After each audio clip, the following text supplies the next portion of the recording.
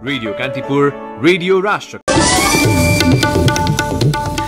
सरकारमा रहेका 4 मन्त्रीलाई सांसद पदबाट हटाउन माओवादी केन्द्रको संसद सचिवालयलाई पत्र। नेकपा एमालेका 3 सांसदको राजीनामापछि कर्णाली प्रदेश सरकार अल्पमतमा, सरकार जोगाउन विश्वासको मत आवश्यक। सरकारलाई दिएको समर्थन फिर्ता नलिँदा माओवादी केन्द्रको राजनैतिक नैतिकतामाथि प्रश्नै प्रश्न। राजनीतिक र कानूनी दुवै हिसाबले माओवादी केन्द्र अप्ठ्यारोमा परेको सरकारवालाको भनाई। सरकार तत्काल लकडाउन गर्ने मनस्थितिमा नरहेको स्वास्थ्य मन्त्री त्रिपाठीको भनाई। कोरोना खोप सहज बनाउन सरकारलाई संसदीय समितिको निर्देशन। धितोपत्र बजारमा फेरि अर्को कीर्तिमान, नेप्सी हालसम्मकै उच्च 2674.46 बिन्दुमा। भारतको दिल्लीमा कोरोना भाइरस संक्रमण रोकथामका लागि आजैबाट रात्रिकालीन कर्फ्यू जारी। विश्वभर कोरोना संक्रमणका कारण ज्यान गुमाउनेको संख्या 30 लाख नाग्यो। र ललितपुर मेयर्स कप T20 महिला क्रिकेटमा एपीएफ र सुदूरपश्चिम विजयी। आहारा र गोल्ड कपमा 3 स्टारलाई पराजित गर्दै नेपाल पुलिस सेमिफाइनलमा प्रवेश। नमस्कार, कान्तिपुर डायरीका साथमा साथी सुरज र म बासु। समाचार अब विस्तारमा।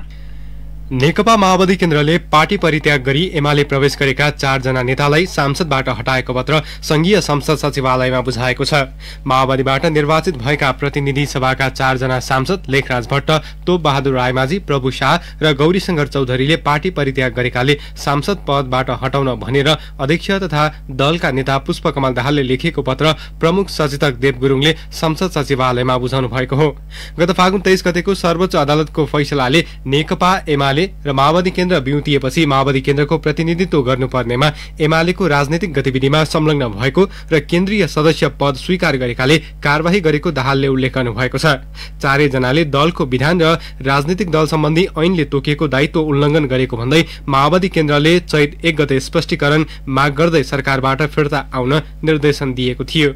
रायमाझी, भट्ट र चौधरीले स्पष्टीकरणको जवाफ नै नदिएको र शाहले दिएको जवाफ चित्त बुझ्दो नभएको भन्दै माओवादी केन्द्रले संसद सचिवालयमा दल त्याग सम्बन्धी कार्यवाहीका लागि सिफारिस गरेको हो। भट्ट उद्योग वाणिज्य तथा आपूर्ति मन्त्री हुनुहुन्छ। यस्तै रायमाझी ऊर्जा मन्त्री हुनुहुन्छ भने शाह शहरी विकास मन्त्रालयको जिम्मेवारीमा हुनुहुन्छ।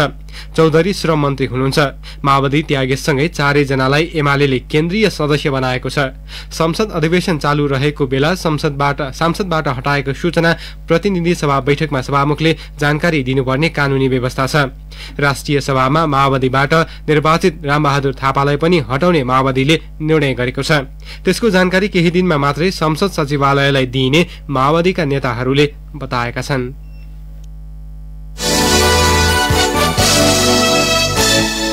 कर्णाली प्रदेश सरकार अल्पमतमा परेको छ। नेकपा एमालेबाट सहभागी 3 जना मन्त्रीले सामूहिक राजीनामा दिएसँगै प्रदेश सरकार अल्पमतमा परेको हो। आर्थिक मामिला तथा योजना मन्त्री प्रकाश ज्वाला, सामाजिक विकास मन्त्री तला रावल र उद्योग पर्यटन वन तथा वातावरण मन्त्री नन्दसिंह बुढाले मुख्यमन्त्री महेन्द्र बहादुर साई समक्ष आज राजीनामा पत्र बुझाएका हुन्। राजीनामा दिए लगतै नेकपा एमालेको संसदीय दलको बैठकमा 3 जना मन्त्री सहभागी भएका छन्। पत्रकार सम्मेलन मार्फत राजीनामा दिएको जानकारी गराउँदै मन्त्रीहरूले दलको बैठकमा नै आफ्ना अडानका विषयमा छलफल र बहस गर्ने जनाएका छन्। अस्ति आइतबार बसेको संसदीय दलको बैठकले माओवादी केन्द्रबाट निर्वाचित मुख्यमन्त्री शाही नेतृत्वको सरकारमा रहेका एमाले तर्फका मन्त्रीलाई तत्काल राजीनामा दिन निर्देशन दिएको थियो। यसअघि गत चैत 4 गते एमालेले कर्णाली प्रदेश सरकारले दिएको समर्थन फिर्ता लिने निर्णय गरेको थियो। कर्णाली प्रदेश सभामा 40 जना सांसद मध्ये माओवादी केन्द्रले दैलेखबाट निर्वाचित सांसद धर्मराज रेग्मीलाई कारबाही गरेको पत्र संसदमा बुझाएपछि हाल प्रदेश सभामा 39 जना सांसद छन्। यी मध्ये नेकपा एमालेका 20, माओवादी केन्द्रका 12, नेपाली कांग्रेसका 6 र राप्रपाका 1 जना छन्।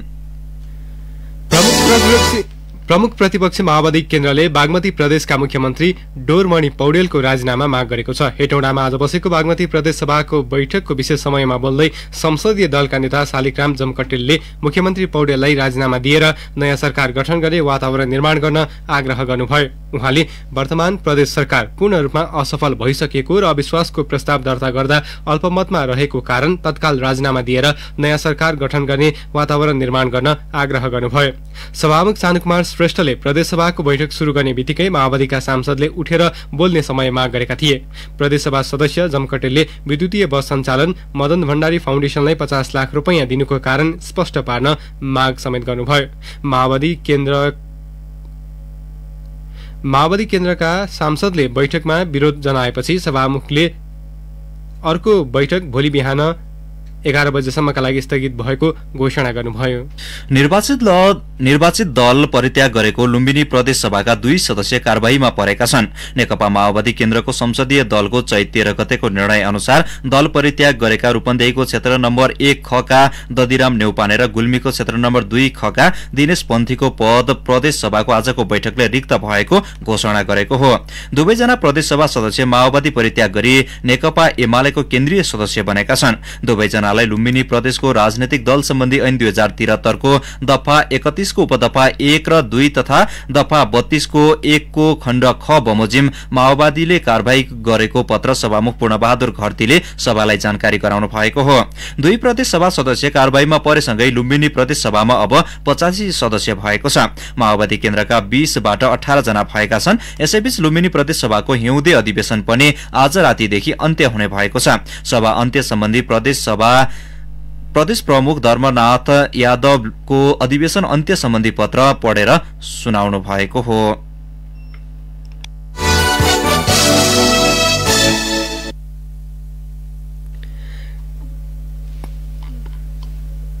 स्वास्थ्य तथा जनसंख्या मन्त्री हृदय त्रिपाठीले कोभिड-19 रोकथामका लागि सरकार लकडाउन गर्ने मनस्थितिमा नरहेको स्पष्ट पार्नु भएको छ।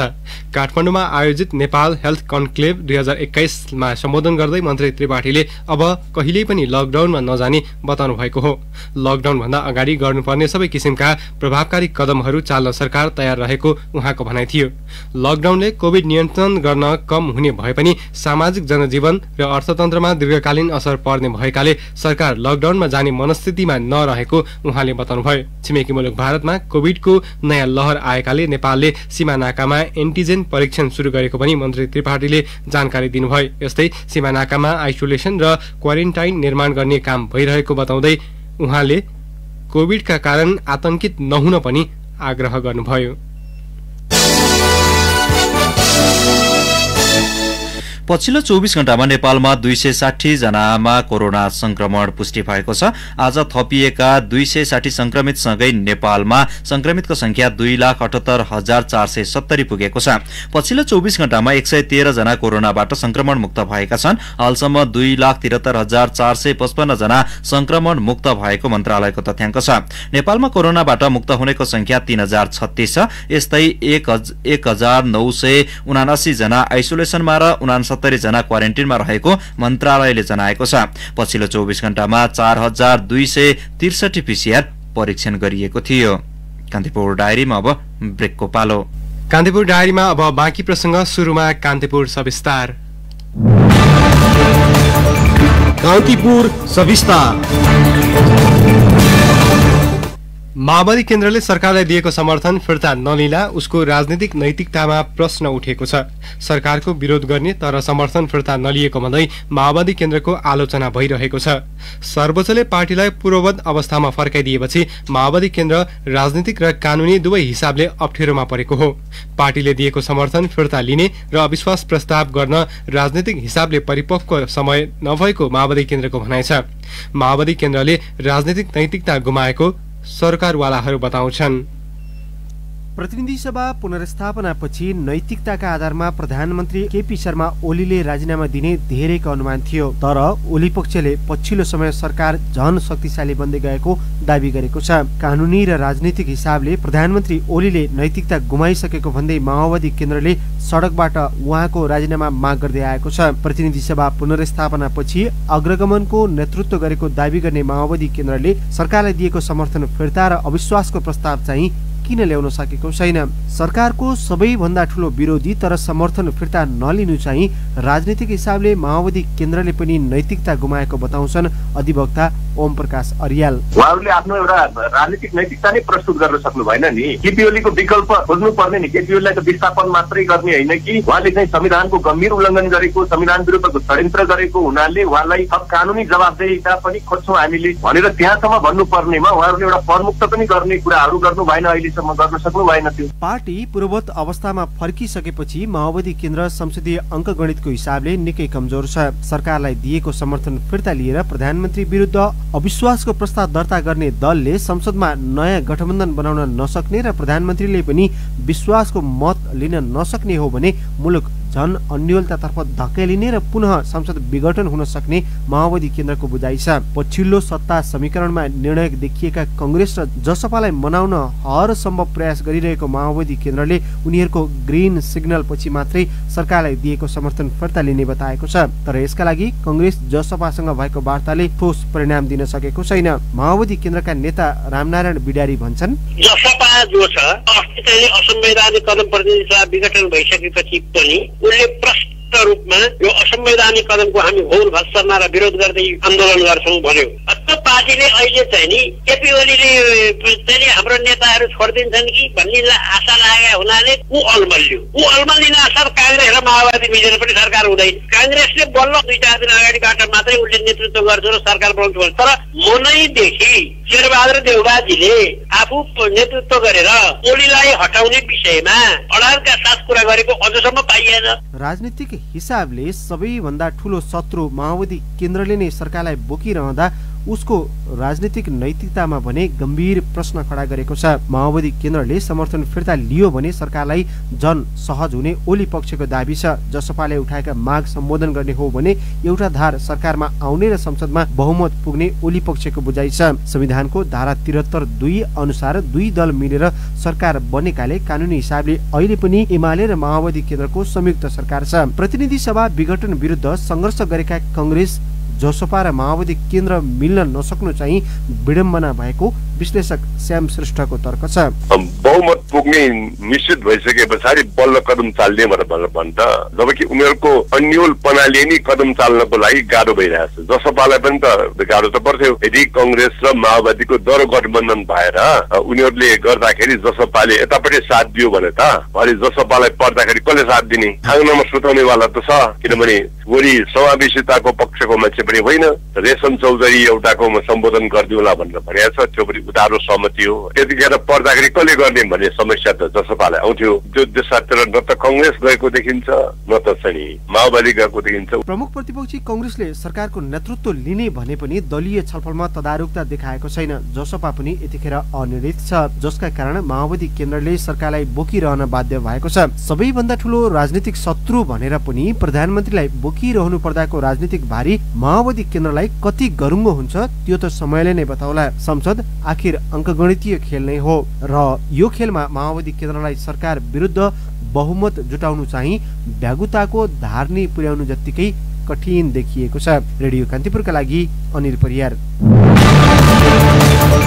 कान्तिपुर सविस्तार।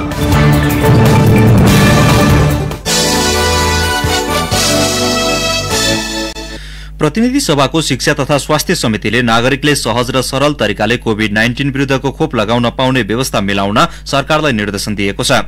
समितिको आजको बैठकमा कोभिड-19 को सम्बन्धमा सरकारको तयारी र खोप सम्बन्धमा स्वास्थ्य तथा जनसंख्या मन्त्री हृदय त्रिपाठीसँग छलफल गरेपछि खोप अभियानलाई सहज र सरल बनाउन निर्देशन दिएको हो। समिति सभापति जयपुरी कर्तीले खोपको विषयमा अहिलेसम्म सरकारले राम्रो काम गरिरहेको भए पनि सबै नागरिकले खोप पाउने सुनिश्चितता गर्ने गरी थप कार्य गर्न निर्देशन दिनु भएको हो। कोभिड-19 संक्रमण भएका बिरामीले अस्पतालमा सहजै आईसीयू र अक्सिजन पाउने सुनिश्चितता गर्न समेत समितिले निर्देशन दिएको छ। यस्तै आइसोलेसन र क्वारेन्टिनको निर्माण गर्न र त्यसको व्यवस्थापनमा गम्भीर बन्न पनि समितिले स्वास्थ्य तथा जनसंख्या मन्त्रालयलाई निर्देशन दिएको छ। अस्पतालहरूमा दक्ष जनशक्ति व्यवस्थापन गर्न विशेष जोड़ दिएर अगाडि बढ्न, कोरोना र कोरोना बाहेकका बिरामीहरूको उपचार गर्ने विषयमा अहिलेदेखि नै योजना बनाउन र त्यसलाई कार्यान्वयन गर्ने गरी अस्पतालहरू तोक्न पनि समितिले सरकारलाई भनेको छ। प्रधानमन्त्री केपी शर्मा ओलीले हाल देशमा उच्च वायु प्रदूषणको कारक बनेको डढेलो नियन्त्रणका लागि हवाई जहाज र हेलिकप्टरको प्रयोगबारे गृह कार्य थाल्न सम्बद्ध निकायलाई निर्देशन दिनुभएको छ।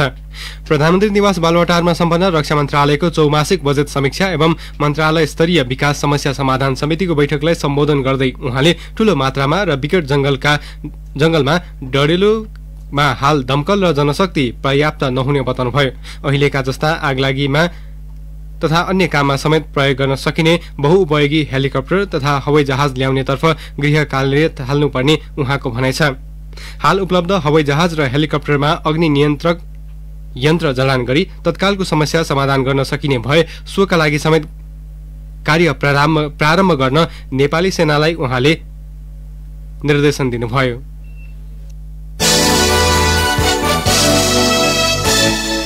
काठमाडौँ उपत्यका सहित मुलुकभर वायु प्रदूषणको स्तर फेरि बढेको छ।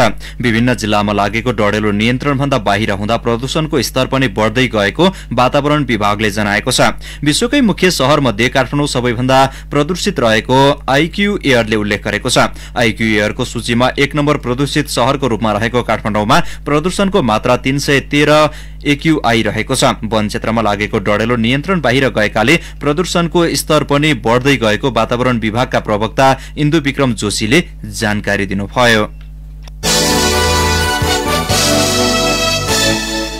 भूमि व्यवस्था, सहकारी तथा गरिबी निवारण मन्त्री शिवमाया तुम्बा हाङफेले भूमि सम्बन्धी सम्पूर्ण समस्या समाधानको लागि मन्त्रालयले काम गरिरहेको बताउनु भएको छ। मन्त्रालयमा आज आयोजित पत्रकार सम्मेलनमा मन्त्री तुम्बा हाङफेले पद बहालीको 100 दिनमा भए गरेका महत्वपूर्ण उपलब्धि सार्वजनिक गर्दै मन्त्रालय भूमिसँग सम्बन्धी सबै समस्या निरूपणका लागि वैज्ञानिक ढंगले योजनाबद्ध रूपमा काम अघि बढाएको बताउनु भएको हो। उहाँले आफूले मन्त्रालयको जिम्मेवारी सम्हालेपछि भूमि सम्बन्धी समस्या समाधान आयोगको देशभर 77 वटै जिल्लामा जिल्ला समिति गठन गरी स्थानीय तहसँग सम्झौता गरी काम अघि बढाएको जानकारी दिनुभयो। 25 बुँदे महत्वपूर्ण उपलब्धि सार्वजनिक गर्दै उहाँले संविधानको व्यवस्था अनुसार भूमि सम्बन्धी अधिकार उपयोग गर्नबाट कसैलाई पनि वञ्चित नगर्ने गरी मन्त्रालयले काम गरिरहेको स्पष्ट पार्नुभयो।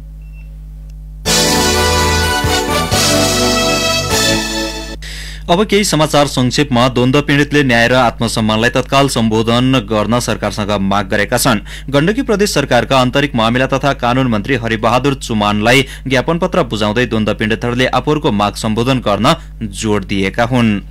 ओखलढुङ्गामा जीप दुर्घटना हुँदा 3 जनाको मृत्यु भएको छ, 1 जना घाइते भएका छन्। मानेभन्ज्याङ गाउँपालिका 4 स्थित केतुकी बजारबाट धुसेनी गाउँतर्फ जाँदै गरेको ना 1J 8332 नम्बरको जीप दुर्घटनामा परेको हो। दुर्घटनामा स्थानीय 71 वर्षीय बिना माया मगर, 50 वर्षीय टुल्की माया मगर र 5 वर्षीय डोलकुमारी मगरको मृत्यु भएको हो। गैंडा गणनामा खटिएका एक कर्मचारीलाई आक्रमण गर्ने बाघलाई बर्दियाबाट ललितपुरको सदर चिडियाखानामा ल्याइएको छ। आइतबार हात्तीका लागि घाँस काट्दै गर्दा बाघको आक्रमणबाट हात्तीसारका पछुवा पुलिस राम थारूको मृत्यु भएको थियो। बाक्लो तुवालुका कारण हुम्लामा हवाई उडान प्रभावित भएको छ। तुवालुका कारण सिमकोट विमानस्थलबाट सुर्खेत तथा नेपालगञ्ज हवाई उडान हुन नसकेको हो। कान्तिपुर डायरीमा अब पर्वत डायरीको पालो। नमस्कार, पर्वत डायरीबाट म रामकृष्ण लामी छानेको। पर्वतमा जनगणनाका लागि परिचालन हुने सुपरिवेक्षकको पहिलो सूची सार्वजनिक भएको छ। केन्द्रीय तथ्याङ्क विभागको वेबसाइटमा अनलाइन आवेदन दिएकाहरू मध्ये सुपरिवेक्षकका लागि 83 जनाको सर्ट लिस्टमा नाम निस्किएको छ। यिनीहरू मध्येबाट जनगणनाका लागि 61 जना सुपरिवेक्षक छनौट पर्ने जनाइएको छ। पर्वतमा जनगणनाको तयारी भइरहँदा गणक र सुपरिवेक्षक खटाइनेछ। पर्वतमा तोकिएको समयभित्र निजी आवास मर्मत गर्न सम्झौता नगर्ने 105 जनालाई पर्वलीकरणको लाभग्राही सूचीबाट हटाइएको छ। तोकिएको समयभित्र निजी आवास मर्मतका लागि सम्झौता गर्न नआउने र पहिलो किस्ता नलैजाने पर्वलीकरणका लाभग्राहीको सूचीबाट हटाइएको राष्ट्रिय पुनर्निर्माण प्राधिकरण जिल्ला आयोजना कार्य निकाय अनुदान व्यवस्थापन कार्यालयले जनाएको छ। पर्वतका 288 सामुदायिक विद्यालयमा दिवा खाजा कार्यक्रम सुरु गरिएको छ। विद्यालयमा नै खाजा खान पाएपछि विद्यालयप्रति विद्यार्थीको आकर्षण बढ्नुका साथै पढाइमा सुधार हुन थालेको छ। शिक्षा विज्ञान तथा प्रविधि मन्त्रालयको आर्थिक सहयोगमा जिल्लाका साथै स्थानीय तहमा रहेका 61 वडाका 288 सामुदायिक विद्यालयमा अहिले दिवा खाजा कार्यक्रम सुरु भएको छ। अवस्था पर्वत डायरी आजलाई यति नै। रामकृष्ण लामिछाने बिदा हुन्छु। नमस्कार।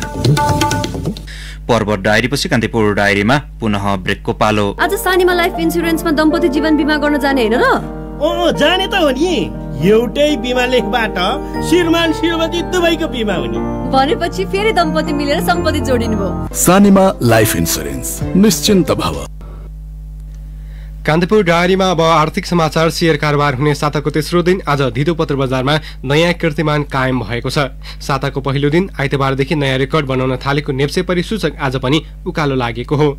शेयर कारोबार मापक नेप्से परिसूचक आज 15.72 अङ्कले उकालो लागेर 2674.46 बिन्दुमा पुगेको छ। यो हालसम्मकै उच्च बिन्दु हो। यसअघि हिजो नेप्से 2658.47 बिन्दुमा पुगेको थियो। नेप्सेसँगै कारोबार रकममा पनि अघिल्लो दिनको तुलनामा तुलनामा केही सुधार देखिएको छ। सामान्य सुधार देखिएको नेप्सेमा हिजो 7 अर्ब 29 करोड 67 लाख रुपैयाँ बराबरको कारोबार भएको थियो। नेप्सेमा आज कुल 213 कम्पनीका 81,753 कारोबारबाट 1 करोड 61 लाख 8,479 किता शेयर किनबेच भए, जस अन्तर्गत 7 अर्ब 47 करोड 77 लाख रुपैयाँ बराबरको कारोबार भएको नेपाल स्टक एक्सचेन्जले जनाएको छ। नेप्सेमा आज कारोबारमा आएका 13 मध्ये 6 वटा उपसमूहको सूचक ओह्रालो लागेको छ। सबैभन्दा बढी व्यापार उपसमूहको सूचक 9.46% घटेको छ। नेप्सेमा आज 14 कम्पनीको शेयर मूल्य सर्किट लेभलमा कारोबार भएको छ। अब अन्तर्राष्ट्रिय प्रसंग कोरोना संक्रमण तीव्र बन्दै गएपछि भारतको दिल्लीमा रात्रिकालीन कर्फ्यू जारी गरिएको छ। दिल्ली सरकारले आजदेखि लागू हुने गरी राति 10 बजेदेखि बिहान 5 बजेसम्मका लागि कर्फ्यू लगाउने निर्णय गरेको हो। यही अप्रिल 30 सम्मका लागि कर्फ्यू जारी गरिएको हो। विगत केही साता यता दिल्ली लगायत प्रमुख शहरहरूमा कोरोना संक्रमण तीव्र बन्दै गएको छ। पछिल्लो 24 घण्टामा भारतभर 96,982 जनामा संक्रमण पुष्टि भएको छ। संक्रमणसँगै मृत्यु हुनेको संख्या पनि बढ्दो क्रममा छ। पछिल्लो 24 घण्टामा मात्र कोरोनाका कारण थप 4,466 जनाको मृत्यु भएको छ। यो सँगै भारतमा संक्रमणबाट मृत्यु हुनेको संख्या 1,65,567 पुगेको छ। यसैबीच कोरोना संक्रमणकै कारण विश्वभर ज्यान गुमाउनेको संख्या 30 लाख नागेको छ। पछिल्लो 3 महिनाको अवधिमा मात्र विश्वभर 10 लाख जनाको संक्रमणकै कारण मृत्यु भएको रोयटर्सले उल्लेख गरेको छ। कोरोना संक्रमण जोखिमको अवस्था करिब शून्यमा झरेपछि अस्ट्रेलिया तथा न्यूजील्याण्डका बासिन्दाले एक अर्को मुलुक प्रवेश गर्दा क्वारेन्टिनमा बस्नु नपर्ने भएको छ। न्यूजील्याण्डकी प्रधानमन्त्री जेसिन्डा अर्डेनले आगामी 19 तारिकबाट लागू हुने गरी आज सो घोषणा गर्नुभएको बीबीसीले जनाएको छ। संक्रमणको जोखिम उच्च भएको समयमा दुवै मुलुकले सीमा नाकामा प्रवेश गर्नेमाथि कडाई गर्दै अनिवार्य क्वारेन्टिनको व्यवस्था गरेका थिए। संक्रमण फैलिँदै गएसँगै लकडाउनमा गएका दुवै मुलुकमा हाल संक्रमण करिब शून्यमा झर्नु सफलता भएको विश्लेषण हुन थालेको छ। अस्ट्रेलियाका प्रधानमन्त्री स्कट मोरिसनले न्यूजील्याण्डकी प्रधानमन्त्री अर्डेनको घोषणाको स्वागत गर्नुभएको छ। न्यूजील्याण्डमा हालसम्म संक्रमणका कारण 25 जनाले ज्यान गुमाएका छन्। त्यस्तै अस्ट्रेलियामा यो संख्या 909 रहेको छ। अब खेल प्रसंग विभागीय टोली एपीएफ क्लबले ललितपुर मेयर्स कप महिला टी20 क्रिकेट प्रतियोगितामा आफ्नो अपराजित यात्रा जारी राखेको छ। आफ्नो तेस्रो खेलमा आज ललितपुर मेयर्स 11लाई 10 विकेटले पराजित गर्दै आफ्नो अपराजित यात्रा कायम राखेको हो। एपीएफले 3 खेलबाट 6 अंक जोडेको छ।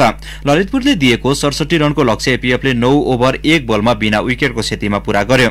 कीर्तिपुर स्थित त्रिवी क्रिकेट मैदानमा यसअघि टस जितेर पहिले ब्याटिङ गरेको ललितपुरले 20 ओभरमा 9 विकेट गुमाएर 66 रन बनाएको थियो। ललितपुरले भने 3 खेलबाट 2 अंक जोडेको छ। पहिलो खेलमा प्रदेश 1 लाई 8 विकेटले हराएको एपीएफले दोस्रो खेलमा सुदूरपश्चिम प्रदेशलाई 37 रनले पराजित गरेको थियो।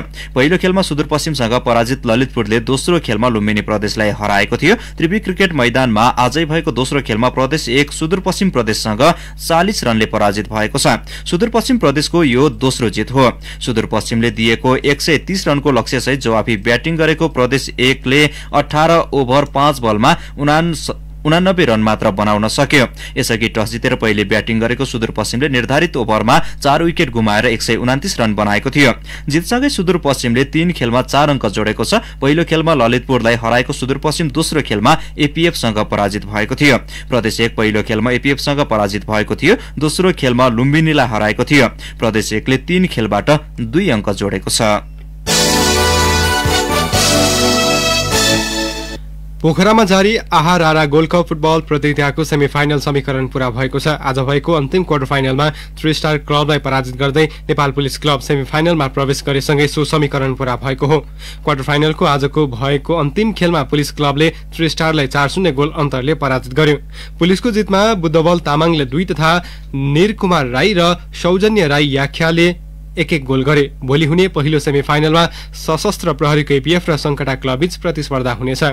एपीएफले सहारा क्लब पोखरालाई र संकटाले मनाङ मर्स्याङ्डी क्लबलाई पराजित गर्दै सेमिफाइनल पुगेका हुन्। यस्तै पर्सि बिहिबार हुने दोस्रो सेमिफाइनलमा नेपाल पुलिस क्लब र अफ्रिकन रुट्स एसोसिएसनको क्यामरुन बीच प्रतिस्पर्धा हुनेछ। पुलिस क्लबले आज 3 स्टारलाई पराजित गर्दा क्यामरुनले मछिन्द्र क्लबलाई पराजित गर्दै उपाधि यात्रा तय गरेको थियो। प्रतियोगिताको विजेताले 10,01,000 हात पार्दा उपविजेताले 5,01,000 रुपैयाँ प्राप्त गर्नेछ।